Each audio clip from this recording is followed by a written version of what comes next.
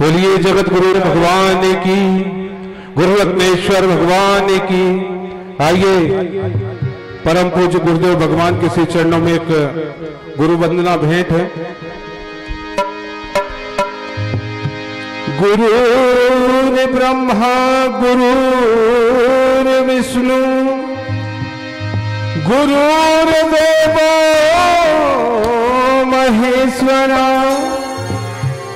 गुरु है साक्षात परम ब्रह्म, तस्मै श्री गुरुवे नमः। गुरुदेव के भगवान में, गुरुदेव के दरबार में सब जीवों का खाता है। गुरुदेव के दरबार में सब जीवों का खाता है। गुरुदेव के दरबार में सब जीवों का खाता है। गुरुदेव के दरबार में सब जीवों का खाता है। यहाँ पर तेरा भी खाता है, वहाँ पर मेरा भी खाता है। यहाँ पर मेरा भी खाता है, यहाँ पर भी खाता है। यहाँ पर तेरा भी खाता है, यहाँ पर मेरा भी खाता है। यहाँ पर तेरा भी खाता है, वहाँ पर मेरा भी खाता है। मेरे बाबा के दरबार में सब जीवों का खाता है। मेरे बाबा के दरबार में सब जीवों का खाता है।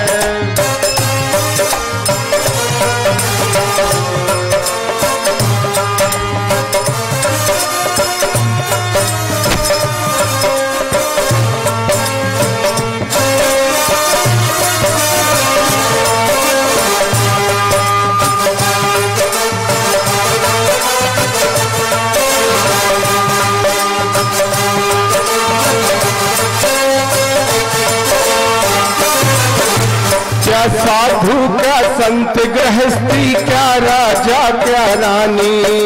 क्या साधु क्या संत गृहस्थी, क्या राजा क्या रानी। क्या साधु क्या संत गृहस्थी, क्या राजा क्या रानी। क्या साधु क्या संत गृहस्थी, क्या राजा क्या। अरे प्रभु की पुस्तक में लिखी है सबकी कर्म कहानी। प्रभु की पुस्तक में लिखी है सबकी कर्म कहानी। जो कोई जैसी करनी करता हो, जो कोई जैसी करनी करता वो वैसा फल पाता रे। गुरुदेव के दरबार में सब जीवों का खाता है। गुरुदेव के दरबार में सब जीवों का खाता है।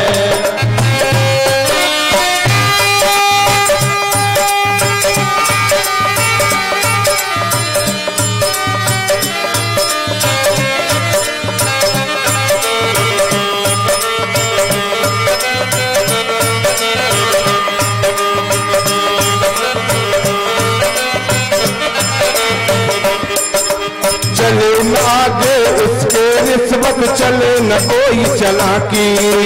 चले न आगे उसके निस्बत चले न कोई चलाकी। उसकी लेन देन की बंदे रीत बड़ी है बाकी। उसकी लेन देन की बंदे रीत बड़ी है बाकी। समझदार को दरबार में सब जीवों का खाता है। गुरुदेव के दरबार में सब जीवों का खाता है। गुरुदेव के दरबार में सब जीवों का खाता है। गुरुदेव के दरबार में सब जीवों का खाता है। उजले मन से करने बंदे कर्म न करो काला। उजली करनी कर लो बंद कर्म करो ना काला। उजली करनी कर लो बंद कर्म करो ना काला। उजली करनी कर लो बंद कर्म करो ना काला। तुझे देखने वाला, लाखों आँख से तुझे तुझे नयाने वाला, उसकी तेज नजर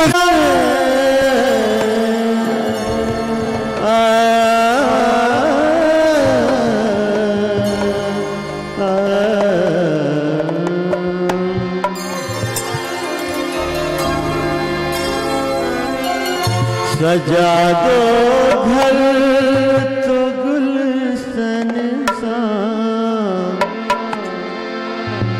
सजा दो घर तो गुलशन सा, मेरे गुरुदेव आए हैं। सजा दो घर तो गुलशन सा, मेरे गुरुदेव आए हैं।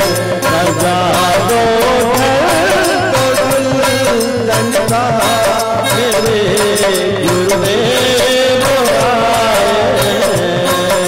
सजा दो घर तो गुलशन सा, मेरे गुरुदेव आए हैं।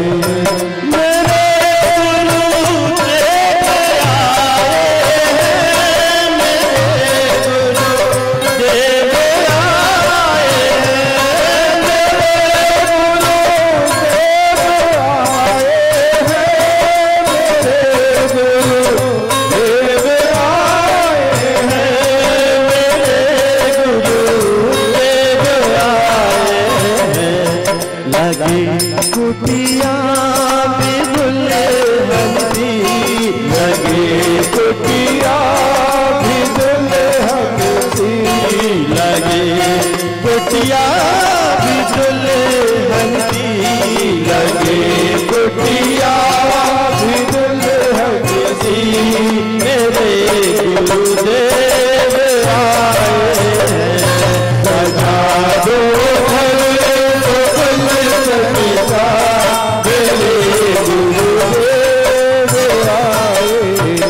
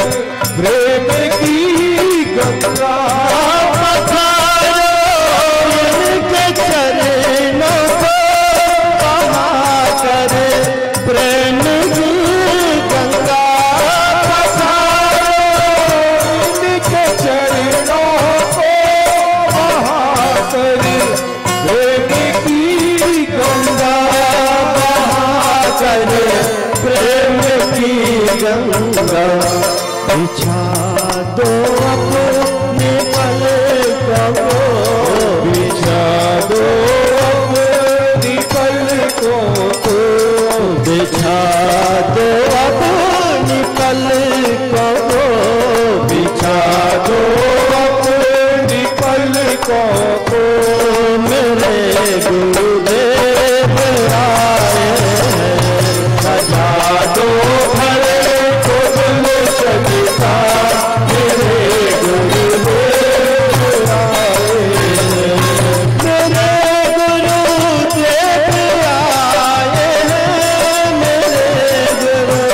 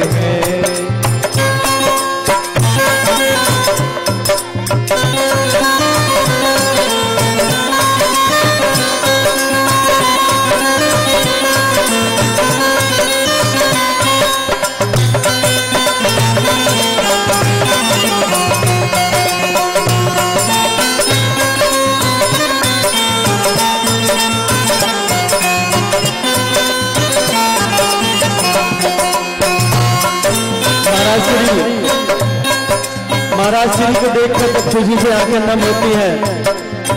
विराजमान हमारे गुरुदेव ध्यान चाहूंगा कि उमड़िया मेरी आंखें देख कर अपने बाबा को, उमड़िया मेरी आंखें देख कर अपने गुरुवर को, उमड़िया मेरी आंखें देख कर मेरे स्वामी को,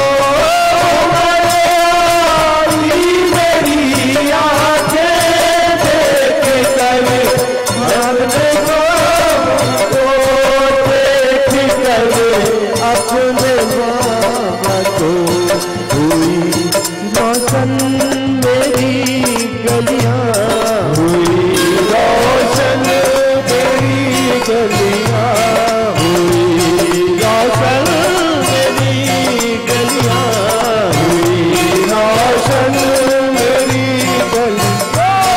मेरे सरकार आए सजा दो तो दिल से पिता मेरे गुरुदेव आए, सजा दो तो दिल से पिता मेरे गुरुदेव आए, सजा दो तो दिल से पिता मेरे गुरुदेव आए। तुम्हारे फिर नहीं जाना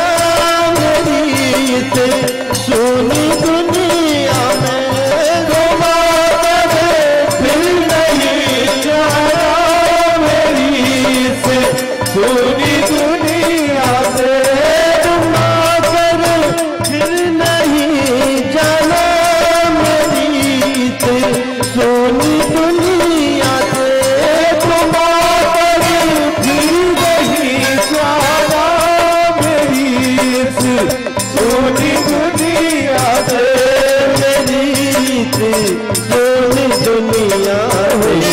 कहूँ हरदम यही सबसे, कहूँ हरदम यही सबसे, कहूँ हरदम यही सबसे, कहूँ हरदम यही सबसे।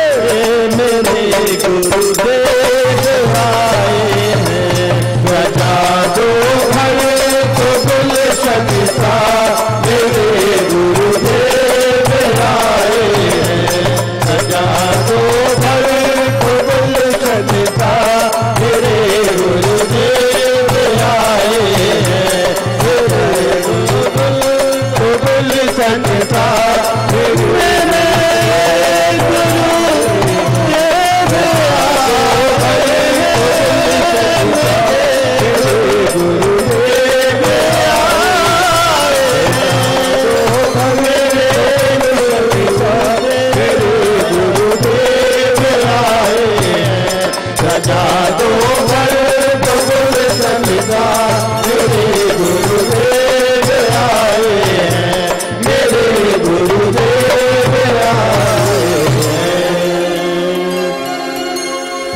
सम्मानित जनों से मेरा एक अनुरोध, हाथ जोड़ के पापा जी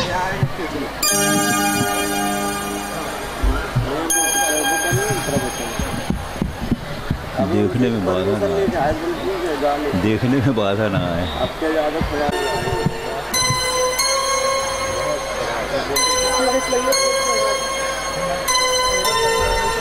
आदरणीय सज्जनों, श्रीमद् भागवत जी का बड़ा हृदयग्राही अर्थ सुना और अपने हृदय में उसको स्थान दिया होगा। हमने भी यथा बुद्धि आप सभी लोगों को भागवत जी के विषय में परिचय दिया था। ये भागवत गायत्री मंत्र का भाष्य है, अर्थ है। इस प्रकार से हम सभी लोग आज भागवत जी के सत्संग के प्रसंग में द्वितीय दिन में उपस्थित हैं। आप सभी लोग भगवत स्मरण करें। हम मंत्र बोलते हैं। ओम सजयति सिंधुर्वदनो देवो यत्पादपङ्कजस्मरणं वासरमणिरिव तमसां राशीन्नाशयति विघ्नानां विश्वं दर्पणदृश्यमाननगरी तुल्यं निजान्तर्गतं पश्यन्नात्मनि मायया बहिरिवोद्भूतं यथा निद्रया यत्साक्षात् कुरुते प्रबोधसमये स्वात्मानमेवाद्वयं तस्मै श्रीगुरुमूर्तये नम इदं श्रीदक्षिणामूर्तये तारानायक शेखराय जगदाधाराय धाराधरत् छायाधारक कंधराय गिरिजा संगैक श्रृंगारिणे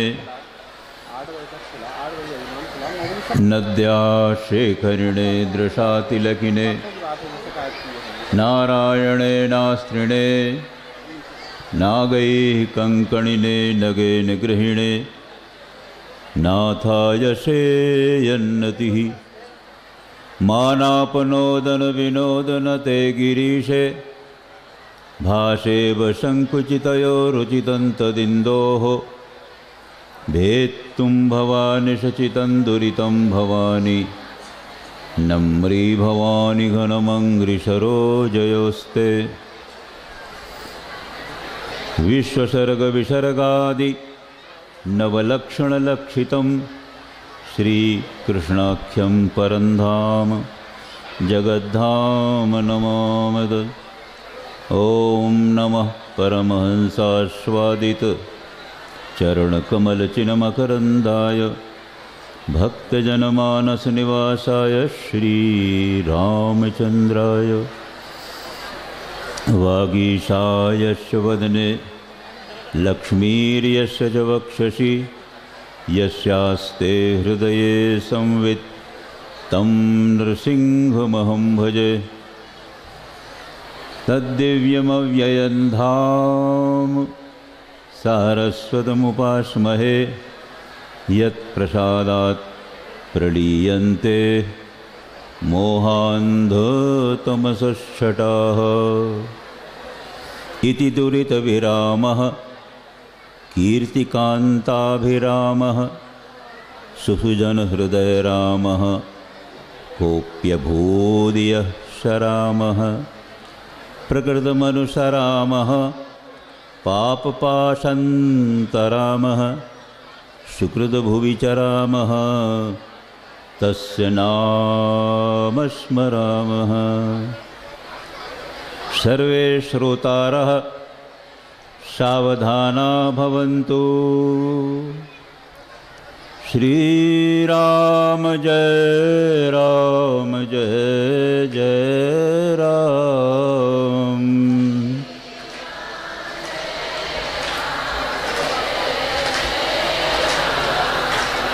श्रीराम जय राम जय जय राम।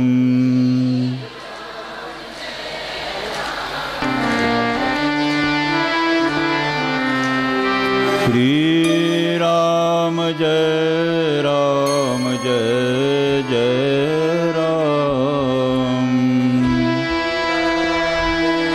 राम जय जय राम। श्रीराम जय राम जय जय राम। श्रीराम जय राम जय जय राम।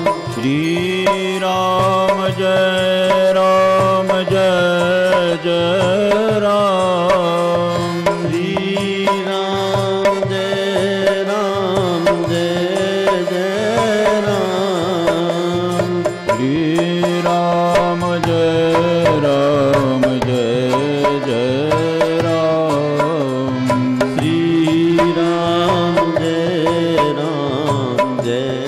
जय राम। श्री राम जय राम जय जय राम। श्री राम जय राम जय जय राम।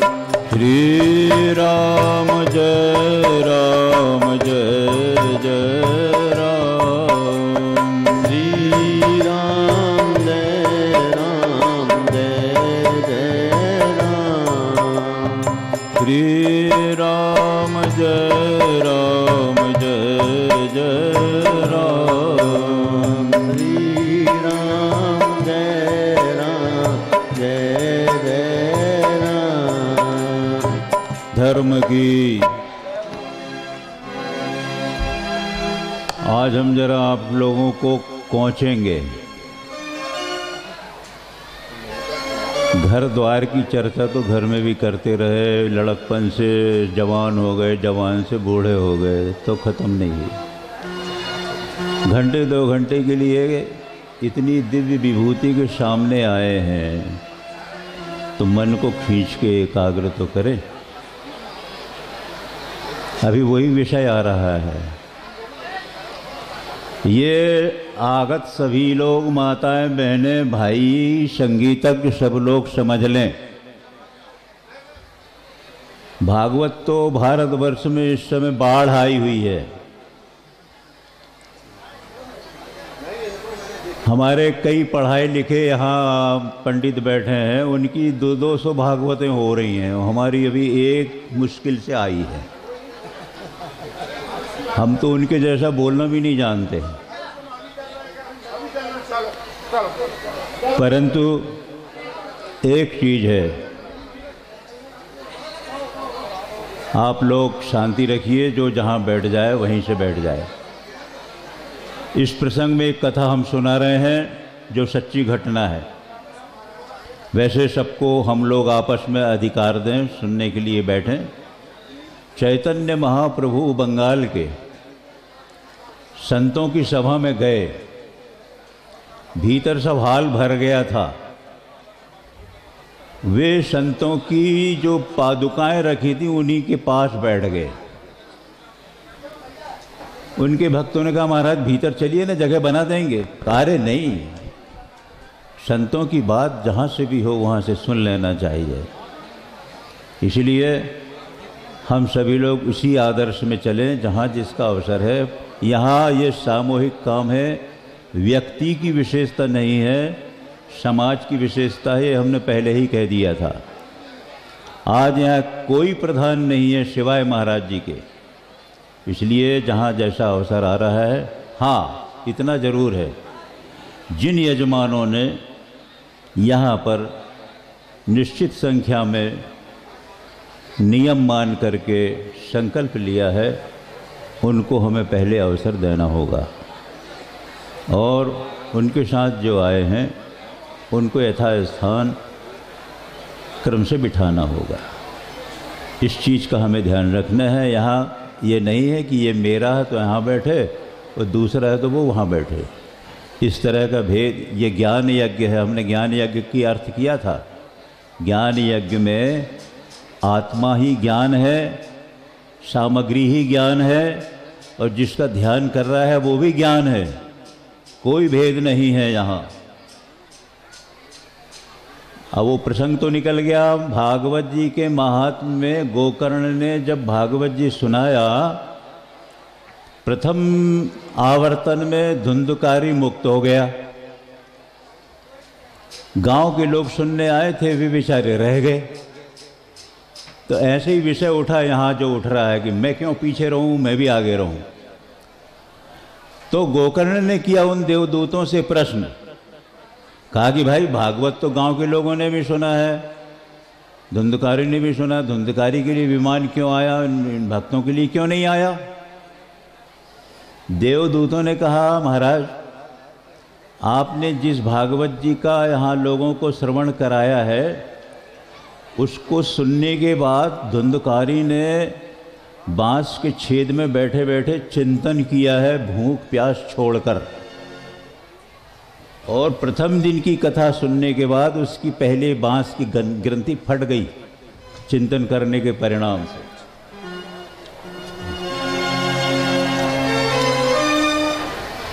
इस तरह से 7 दिन में 7 ग्रंथियां उनकी छूट गई। परंतु गांव के आपके लोगों ने जो सुना है वो सुन के चले गए, भैया आज तो बड़ा अच्छा आचार्य जी बोले, बड़ा आनंद आ गया। इसके बाद क्यों वो खेती का काम क्या हुआ, अरे क्यों वो मामला चल रहा था उसका क्या हुआ, गई भागवत। इसलिए उनका वो नहीं हुआ। सुनने के बाद चिंतन करें, चिंतन के बाद रात को शैया में जब बैठें तो सोचें कि हमारी आत्मा का इस प्रवचन से क्या संबंध है जो गुरु जी ने बताया, और उसको सोचते सोचते हम सो जाएं। और ये नहीं करते हैं तो दुनिया भर के सपने अलाए बलाए दिखते हैं। तो श्रवण करो, फिर मनन करो, फिर उसका चिंतन करो। ये भागवत जी का प्रयोजन है। तो इस आधार पर जब दूसरी बार जब उन्होंने भागवत की तो भागवत जी में लिखा है आश्व चांडाल विमुक्ता, कुत्ते से लेकर के चांडाल तक उस भागवत को सुनकर के स्वर्गलोक ससरी चले गए। अब इसको कह लो, आज के ज़माने के लोग कह रहे हैं महाराज गप्पे मारते हैं आप, तो आज का तार्किक ज़माना है, अंग्रेजियत से प्रभावित है। परंतु ये हमारा भारत है, भा ब्रह्म विद्या, उसमें जो रत रहता है, पुरुष भी रत रहते हैं, माताएं भी रत रहती हैं, इसलिए हम अपने भारत को भारत माता बोलते हैं। किसी भी विश्व में ऐसा देश नहीं है जो अपने देश को माँ कह के मानता हो, वो हमारे यहाँ है। हमारे यहाँ कन्या का पूजन, यहाँ भी हमने कन्या पूजन किया आरंभ करने के पहले, उस माँ की आराधना की, उसकी शरण में आए। जिस माँ से वे भगवान गुरु रत्नेश्वर भीख मांगते हैं, भिक्षा मांगते हैं। तो सज्जनों, ये गौरव जिसकी कल्पना नहीं की जा सकती वो हम सभी को मिला है। हम जहाँ से बैठें कान में तो वो आएगा ही, ध्यान लगाइए। इसलिए अब आगे कथा प्रसंग चलता है। सुखदेव जी नारद जी के अनुरोध से व्यास जी के पास, यहाँ परीक्षित के पास आए। परीक्षित कौन थे?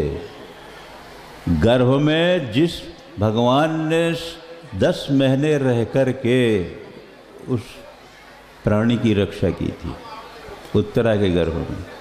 भगवान कभी गर्भ में गए?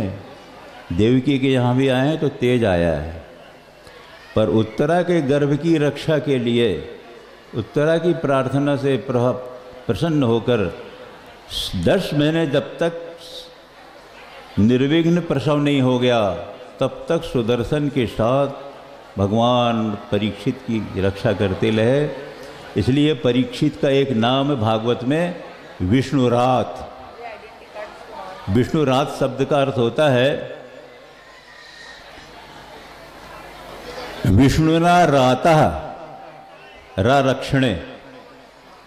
भगवान विष्णु ने अपने सुदर्शन के साथ जिसकी रक्षा की गर्भ में रहकर, वो विष्णुरात परीक्षित। परंतु युग का प्रभाव क्या होता है? कलयुग को उन्होंने उदारता में आकर के आज्ञा दे दी कि तुम हमारे स्वर्ण में रहो। तो वो जो कलयुग था सोने का मुकुट पहने थे, हावी हो गया। वो नहीं देखा उसने कि इन्होंने मेरे को उदारता से सोने की जगह दी है, हावी हो गया। परिणाम क्या हुआ? ऋषि का अपमान राजा परीक्षित से हो गया।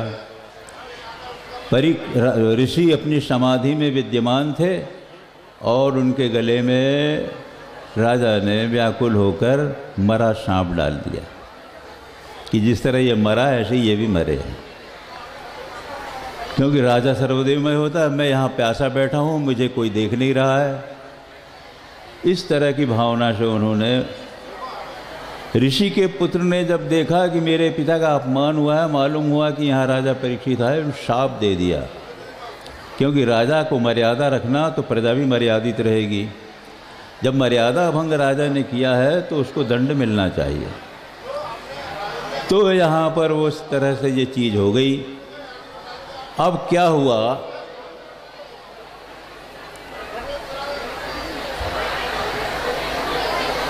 राजा परीक्षित के सामने जब सुखदेव जी आए तो सुखदेव जी कौन है? हम आप लोगों को बार बार इस बात का इशारा कर रहे हैं, शंकराचार्य परंपरा में सुखदेव जी भी पूर्व पीढ़ी में आते हैं और सुखदेव जी थे व्यास जी के पुत्र। जी भी शंकराचार्य परंपरा में हैं, जो रघुवंश के कुल पुरोहित थे। उसी गुरु परंपरा में सुखदेव जी आए, जो भागवत के श्रवण कराने वाले हैं परीक्षित को। उन सुखदेव जी के शिष्य थे गौड़पाद, उनके शिष्य थे गोविंद भगवत पाद और उनके शिष्य थे जगत गुरु शंकराचार्य आदि शंकराचार्य। उनके 4 शिष्यों में तोटकाचार्य जी की परंपरा में महाराज जी हैं। सुन रहे हैं ध्यान से? नहीं। बद्रिकाश्रम की आचार्य परंपरा के पहले शंकराचार्य तोटकाचार्य जी, जो आदि शंकराचार्य जी के शिष्य थे, उनकी गुरु परंपरा में जैसे हम अपने बाप दादों की परंपरा को देखते हैं, ऐसे गुरु परंपरा को देखते हैं। उस परंपरा में महाराज जी 48वीं पीढ़ी के आचार्य हैं। आपके सामने गुरु शंकराचार्य परंपरा का भागवत सुनाने आ रहा है और हम आपस में तू मैं में लगे हुए हैं। सज्जनों, समय का लाभ लो। समय किसी की प्रतीक्षा नहीं करता। परीक्षित जैसे श्रोता को भी कलयुग ने प्रभाव में डाल करके इतनी बुद्धि खराब करा दिया, उसकी रक्षा के लिए सुखदेव जी को आना पड़ा। गुरु रक्षा करते हैं। आज हम सभी लोग दुनिया भर की आस्था के नाम पर बहक जाते हैं। अब क्या बताएं, अब बात निकल आई, बोलना नहीं चाहते, परंतु गुरुवार को हम बृहस्पति गुरु का मानते हैं, वो गुरुवार को मानते हैं साईं को। वो गुरु है, उसकी पूजा होती है। हम लोग सब देख आए हैं और उन लोगों को चैलेंज देकर आए शिरडी में हम लोग, ये समझ लो। क्योंकि शंकराचार्य की परंपरा में गुरु जी का स्थान नागपुर तक है, सिंध से लेकर के। इतनी जगह के गुरु हैं, ये सामान्य नहीं है। ये दिघोरी को उन्होंने दीर्घोरी कर दिया है। इसको हल्के फुल्के लेना जरूरी नहीं है। पता नहीं फिर कब ऐसा मौका आए जो सुनने को मौका मिले। इसलिए जैसे कोई दरिद्र को कुछ मिले तो वो बीन बीन के खाता है, ऐसे एक एक मिनट का लाभ हम लोग लें। क्यों? आगे बताएंगे कि हम लोग क्यों ऐसा करना चाहते हैं, पर अभी आप समझिए इस कार्य के लिए। तो परीक्षित ने सुखदेव जी से प्रश्न किया। क्या किया? सुनिए। वो परीक्षित ने भगवान सुखदेव जी की वंदना किया और कहा, भगवान मैं आपकी शरण में आया हूं। अब आप मुझे ऐसा ज्ञान दीजिए जिससे मैं कुछ सीमित समय के लिए जीवित रहने वाले शरीर से अपने आप को जान सकूं कि मैं कौन हूं, किस लिए आया हूं। पृच्छामि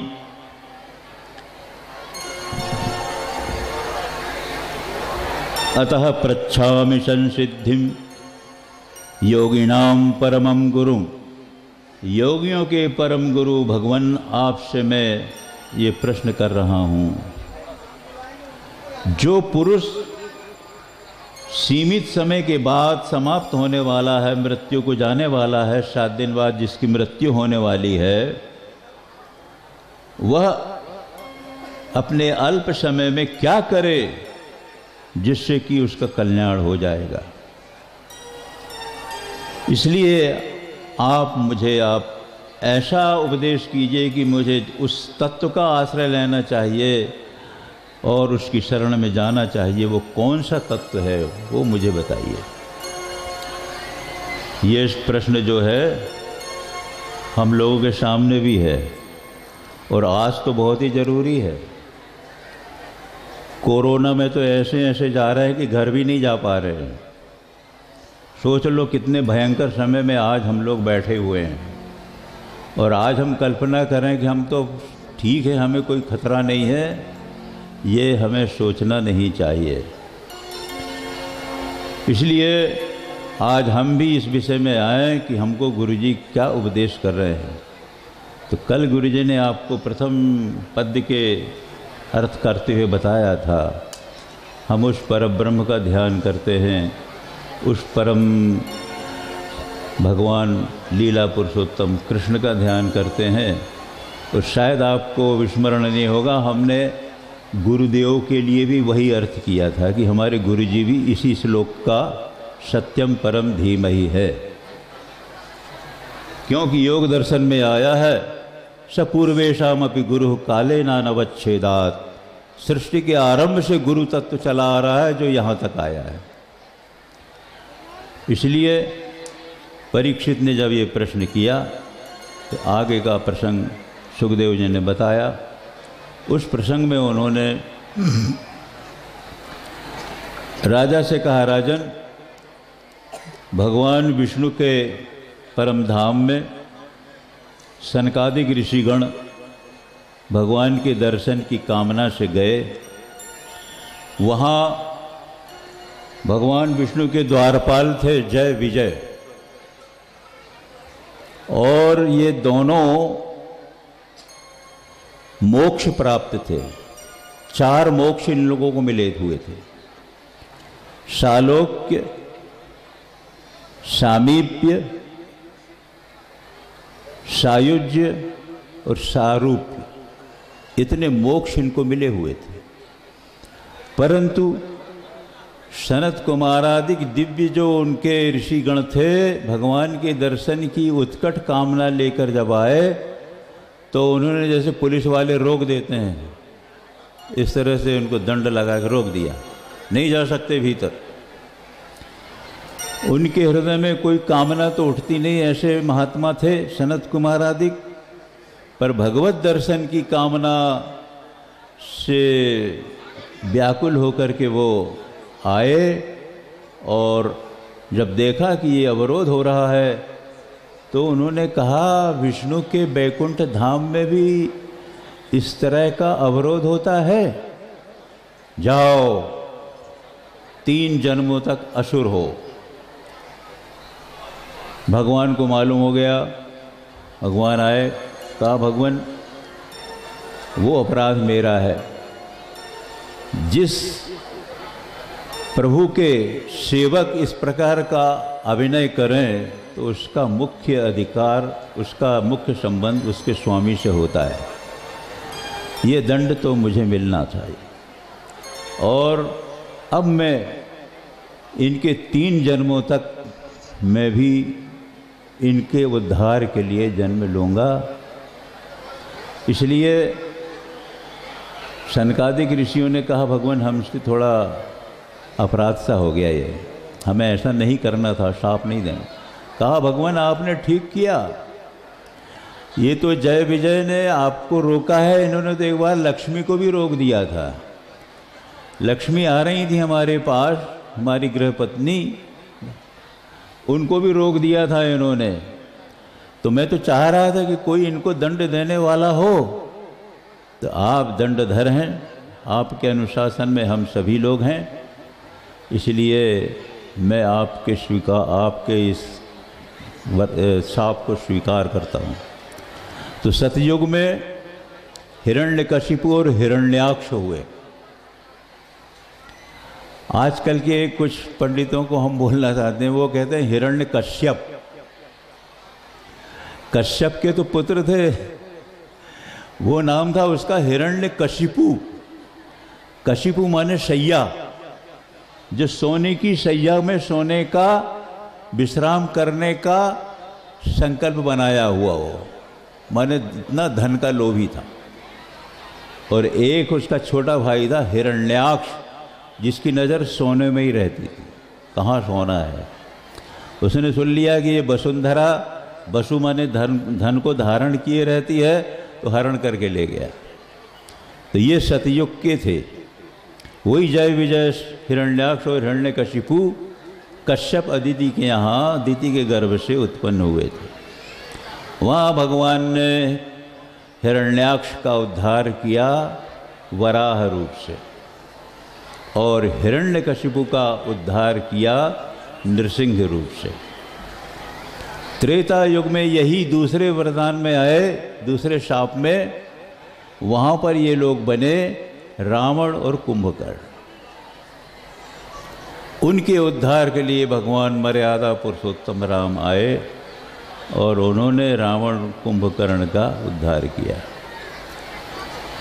इसके बाद तीसरा जन्म इनका जब हुआ तो द्वापर युग में हुआ, और वहाँ ये शिशुपाल और दंतवक्र के रूप में आए।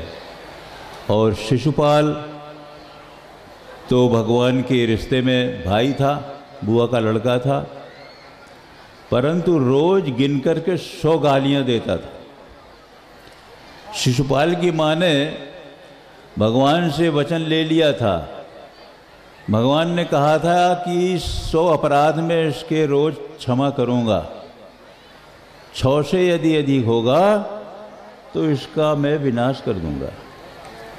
तो जब युधिष्ठिर राजसूय यज्ञ कर रहे थे तो वहाँ शिशुपाल को ये बर्दाश्त नहीं हुआ कि श्री कृष्ण की अग्र पूजा हो। उठा और बड़े बड़े अपशब्द बोलना शुरू किया।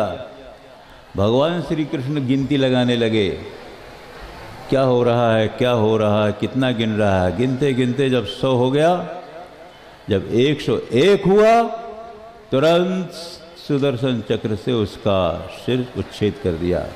बोलिए जगत गुरु शंकराचार्य भगवान की, ज्योतिष पीठाधीश्वर महाराज की, द्वारका शारदा पीठाधीश्वर महाराज की। हर हर महादेव। हमारे बीच में आदरणीय अभिमुक्तेश्वरा आनंद सरस्वती जी महाराज पधार चुके हैं। आप यहाँ जो आए हैं अभी जोशी मठ से ही आ रहे हैं, बद्रिकाश्रम क्षेत्र से। वहाँ आपने महाराज जी ने जहाँ योगिनियों की स्थापना की है, वहाँ पर महाराज जी के ज्योतिष पीठ पर अभिषेक होने के स्वर्ण जयंती का अवसर निकट आ रहा है। उसका श्री गणेश वहाँ से आपने शुरू किया है और भिन्न विभिन्न स्थानों में वो आयोजन कर रहे हैं। उसी क्रम में यहाँ आए हैं और महाराज जी के पास आने का तो सबसे पहला उनका रूप ही, क्योंकि उनसे ही आप इस रूप में आए हैं। इस कारण से जब भागवत जी का अवसर उनको प्राप्त हुआ तो वो यहाँ पर आए और आगे की बातें आप सभी लोगों को बताएंगे। तो इस तरह से भगवान ने शिशुपाल, दंतवक्र आदि का उद्धार किया। आगे के प्रसंग में भगवान ने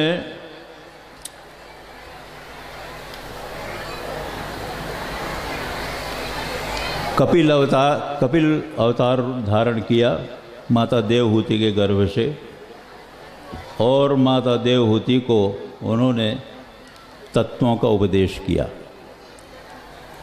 तत्वों के उपदेश के बाद उन्होंने विस्तार से वेदांत का वर्णन करते हुए, भगवान की विभूतियों का वर्णन करते हुए अंत में माँ से कहा कि मनुष्य को चिंतन करने का स्वभाव है, तो चिंतन वो उस रूप का करे जो हम आपके निर्देश कर रहे हैं। कहा भगवान के दिव्य रूपों का चिंतन मनुष्य हमेशा करता रहे। एक श्लोक आपको उदाहरण में बता रहे हैं। उन्होंने कहा भगवान के श्री अंगों का चिंतन करते हुए अपने आप को एकाग्र करे। वो श्लोक यदि आप लोग अपने विद्वान पंडितों से पूछ लेंगे और लिख लेंगे तो आप लोगों को उसके चिंतन का मौका मिल जाएगा। श्लोक है संचिन्तयेत् भगवतश्चरणारविन्दं वज्रांकुशध्वज सरोरुहलांछनाढ्यम् उत्तुंगरक्तविलसन्नख चक्रवाल ज्योत्स्नाभिराहत महद्धृदयान्धकारम। मनुष्य को चाहिए शैया में जिस समय जाए और शैया में जिस समय उठे भगवान के चरणारविंदों का चिंतन करे। संचिन्तयेत् भगवतस् चरणारविंदम। भगवान के चरणारविंद कैसे हैं? हम शब्द चित्र बोल रहे हैं, आप लोग अपने मन में रूप बनाइए। करो कल्पना, भगवान विष्णु खड़े हैं, एक हाथ में चक्र है, एक हाथ में पद्म है, एक हाथ में शंख है, एक हाथ में, इस प्रकार से शंख चक्र गदा पाद धारण किए हुए हैं। और भगवान एक चरण उनका उठा है और एक चरण सीधा जमा हुआ है। उत्तुंग रक्त विलसन नख चक्रवाल। उठे हुए चरण में हमको चिन्ह दिख रहे हैं। एक वज्र का चिन्ह बना है, एक अंकुश का चिन्ह बना है, एक में ध्वजा का चिन्ह बना हुआ है। वज्रांकुशध्वज सरोरुहलांछनाढ्यम। वज्रमा का चिन्ह होने का मतलब वज्र से वे असुरों को मार देते हैं। चक्र का मतलब चक्र से असुरों को मार देते हैं। और उनकी पहचान है ध्वज। भगवान विष्णु को कहते हैं गरुड़ ध्वज। भगवान के झंडे का जो वाहन वो चिन्ह है वो गरुड़ है, गरुड़ ध्वज। भगवान शिव के ध्वज का नाम क्या है? वृषभध्वज। इस तरह से सभी देवताओं के ध्वज उनके निशान होते हैं। जैसे आज हमारे भारतवर्ष का चिन्ह है तिरंगा और मध्य में सुदर्शन चक्र। ये हमारे भारत का राष्ट्रीय ध्वज है। इस तरह से भगवान के उन चरण कमलों का ध्यान करें जिनके चरणों में जो नख हैं, उन नख की ज्योति से हृदय का घना अज्ञान अंधकार नष्ट हो जाता है। संचिन्तयेत् भगवतश्चरणारविन्दं वज्रांकुशध्वज सरोरुहलांछनाढ्यम् उत्तुंगरक्तविलसन्नख चक्रवाल ज्योत्स्नाभिराहत महद्धृदयान्धकारम। इन भगवान के चरणों के धोने से जो जल निकला, उस जल को भगवान शिव ने अपने माथे में धारण किया और धारण करने से वे गंगाधर कहलाए। और गंगाधर कहलाने के से वे अशुभ वेशधारी शिव भी शिव हो गए, कल्याणप्रद हो गए। ये भगवान के चरणों तक का परिणाम है। ऐसे चरणों का ध्यान हम सभी लोगों को करना चाहिए। अब आप हमको वैसे कह सकते महाराज क्या हम ध्यान नहीं करते? नहीं, करते हैं। उतना ध्यान तो अभी कोई नहीं करता होगा जितना हम लोग ध्यान करते हैं, बल्कि अभी भी ध्यान कर रहे होंगे। हम यहाँ आए हैं, घर में पता नहीं कौन आ गया होगा, ध्यान तो लगा है। हमको ये बात करना था, पर अब क्या बताएं, यहाँ भी आना जरूरी था, तो ये ध्यान तो लगा है। केवल प्रयास करो, वहाँ से मोड़ के यहाँ जोड़ दो। बस जोड़ना आना चाहिए। तो यही गुरुजन बताते हैं कि संसार का ध्यान तो निरंतर हो रहा है। ऐसा ध्यान हो रहा है कि बाल्यावस्था से शुरू हुआ, युवावस्था में आया, युवावस्था के बाद बुढ़ापे में आ गया, और उसके बाद और जाते जाते भी चला गया, और दूसरे जन्म में भी आ गया। क्रम नहीं टूटा, पर उसको तोड़ने का आशा गुरु जी बताते हैं। इसलिए उस ध्यान को करने के लिए आचार्य शंकराचार्य भगवान कपिल ने अपनी माँ से कहा, और वही बात सुखदेव जी ने परीक्षित को सुनाया कि संचिंतयेत भगवत चरणारविंदम, भगवान की चरण कमलों का ध्यान करे। इस प्रकार से ये प्रसंग इधर पूरा होता है। आगे एक प्रसंग ऐसा आता है, कालांतर में दक्ष प्रजापति को प्रजापति पद मिला। उस प्रजापति पद की मिलने से वो सबसे पहले जो प्रसंग आया था उसमें वर्णन आया है कि एक बार भगवान शंकर सती जी के साथ अगस्त जी के यहाँ सत्संग के लिए जा रहे थे, और आगे बढ़ गए। सती जी साथ में थी, तो सती जी को ये मन में विषय उठा, प्रश्न उठा कि ये जो रो रहे हैं इनको प्रणाम कर रहे हैं, ये सामान्य मनुष्य जैसे ये रो रहे हैं, हा सीते कह रहे हैं, और उनको ये प्रणाम कर रहे हैं। उनके मन में शंका आ गई। क्यों शंका आई? ऐसा देखो भाई, हम ज़्यादा बोलते तो नहीं हैं, पर अगर बोलते हैं तो आप लोग उसको पकड़ो और प्रश्न करो कि महाराज ऐसा क्यों कहा आपने। सती जी के मन में जब प्रश्न आ गया कि ये शंकर जी हमारे इतने दिव्य महात्मा, दिव्य पुरुष हैं, ये एक रोने वाले पुरुष को प्रणाम कर रहे हैं जो पत्नी के लिए रो रहा है, हा सीते कह रहा है। परंतु मन में शंका तो हो गई। भगवान शंकर बैठ गए, उन्होंने कहा महाराज मुझे समझ में नहीं आ रहा है, ये आपने उनको प्रणाम क्यों किया? क्या तुम्हें शंका क्यों है? कि शंका इसलिए वो रोक रहे हैं और आप प्रणाम कर रहे हैं। कहा तो ठीक है, तुम देख लो, समझ लो। और भगवान शंकर बट वृक्ष के नीचे बैठ गए। वहाँ कहा है बट विश्वास अचल निज धर्मा, और वहाँ भगवान शंकर बैठ गए। अब जब भगवान शंकर वहाँ बैठ गए तो सती जी के मन में आया कि इसका समाधान तो अब करें। तो अब परीक्षा लेने गई। तो परीक्षा कैसे ली? सती जी ने सीता जी का वेश बना लिया। समझ रहे हो ना? सीता जी का वेश बना करके सती जी भगवान राम के सामने खड़ी हो गई।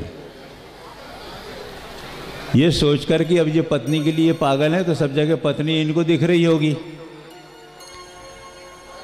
पर जैसे ही सामने खड़ी हुई भगवान राम ने प्रणाम किया, माता। कहाँ वृष केतु, ये शब्द आया है रामायण में, संकेत भी किया। वृष केतु, वृष होता है हमारे यहाँ धर्म का प्रतीक, और वो जिसकी ध्वजा में हो वो वृषभध्वज वृष केतु। माने वो संकेत कर रहे हैं कि तुम भगवान सदाशिव की पत्नी होकर के दूसरे की पत्नी का रूप बनाए खड़ी हो। पर प्रणाम किया। कहाँ वृष केतु? अब क्या बोलें? बोलते नहीं बना। भगवान ने अपना ऐश्वर्य रूप दिखाया। जहाँ देखें वहाँ सीता के साथ भगवान राम, सीता जी के साथ भगवान राम, जहाँ देखें वही व्याकुल हो गए। समझ लो, अब कर्म के आश्रित होने पर सच्चा ज्ञान नहीं होता। कर्म से केवल स्थूल क्रिया संपन्न होती है। वो संस्कार सती जी में था दक्ष प्रजापति के कारण। इस कारण से उन्होंने दूसरे की पत्नी का रूप धारण कर लिया। परंतु ज्ञान धारणा होने पर, उपासना पक्की होने पर इस प्रकार का कभी व्यतिक्रम नहीं होता। इसलिए भगवान राम ने उनसे कहा, माता प्रणाम। यदि पत्नी से व्याकुल होते, सामान्य मनुष्य होते तो दौड़ पड़ते। परंतु नहीं, यही हमारे यहाँ का ईश्वरत्व है। आज का जला कुछ लोगों ने ये भ्रम पैदा कर दिया है और कुछ लोग ऐसा भी मानने लगे हैं कि पत्नी के लिए व्याकुल होकर के राम वन में दौड़ रहे घूम रहे थे, लोगों ने उनको ईश्वर श्रेणी में ढकेल दिया।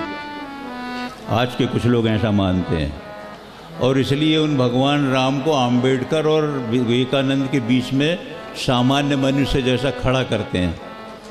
ये अनर्थ हो रहा है भारत में। वो प्रसंग हम इसलिए जानबूझकर सुना रहे हैं कि रामायण में सती को जो मोह हुआ था, आप जरा इसको बंद रखिएगा, ध्यान भंग होता है। हम लोग बोल रहे हैं, कोई सामान्य बात नहीं बोल रहे हैं, ध्यान भंग हो जाता है। और फिर अब संगीत प्रेमी कौन नहीं है। तो वहाँ भगवान ने जब गई वापस, शंकर जी ने से पूछा क्यों परीक्षा ले ली? तो कहती नहीं, कोई परीक्षा नहीं लिया, मैं तो ऐसा ही। तो पति से झूठ बोल गई, कर्म का परिणाम था। वो सामान्य भाव उनमें आ गया। भगवान शंकर ने ध्यान लगाकर देख लिया कि अरे इन्होंने तो मेरे इष्ट देव की पत्नी का रूप धारण किया है, तो अब ये तो मेरी माँ हो गई, अब मैं अपने वामांग में इसको नहीं बिठा सकता। तो सती जी को अपने बाएं अंग में भगवान शंकर ने